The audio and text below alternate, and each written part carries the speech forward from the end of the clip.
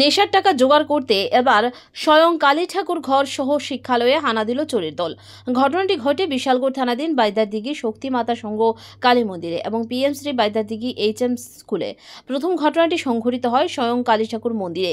কালী মন্দিরের দরজা ভেঙে ভেতরে প্রবেশ করে প্রণামী বাক্স ভেঙে সমস্ত প্রণামীর টাকা চুরি করে নিয়ে যায় চোরের দল। এই কালী মন্দিরটি ছিল এলাকার সনাতনীদের দীর্ঘ বছর পুরনো ঐতিহ্যবাহী মন্দির, যেখানে মানুষ তার নিজের আশা আকাঙ্ক্ষা সমস্ত কিছু মাকে প্রণাম জানিয়ে নিবেদন করেন।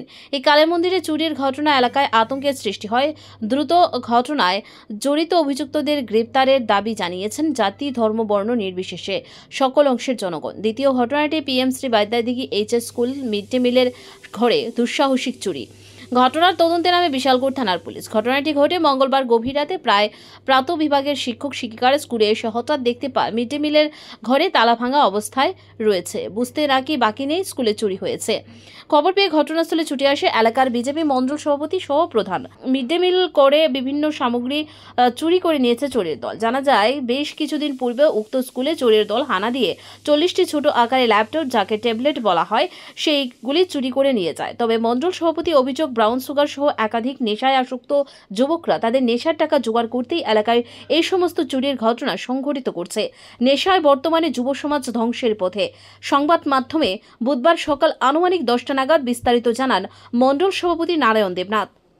যে গডরেজ আলমারি যা কিছু আসলো সব কিছু ভেঙে নষ্ট করে দিছে। এরপরে আমাদের কতগুলি ট্যাবলেট আসলো স্কুলের মধ্যে, স্টুডেন্টরা যেটা পড়াইতো টিচাররা 40টার মতো ট্যাবলেট নিয়ে গেছে এবং কিছু টাকাও আসলো, 5,000 টাকার মতো ওই টাকাটাও সম্পূর্ণ টাকাটা নিয়ে গেছে এবং নেওয়ার থেকে তারা নষ্ট করে দিয়ে গেছে বিশ্ববিদ্যালয়ের মধ্যে। আর গতকাল রাত্রেবেলা আমরা সকালবেলা ভোরবেলা খবর পাই, মর্নিং টিচাররা আওয়ার পর খবর পাই যে বিদ্যালয়ের মিড ডে মিলের ঘর দরজা ভাঙা। তখন আমরা প্রধানকে নিয়ে আমি ছুটে আসি, দেখলাম এই অবস্থা। তখন থানার ওসিকে আমি ইনফরমেশন করলাম, তখন স্টাফ আসলো।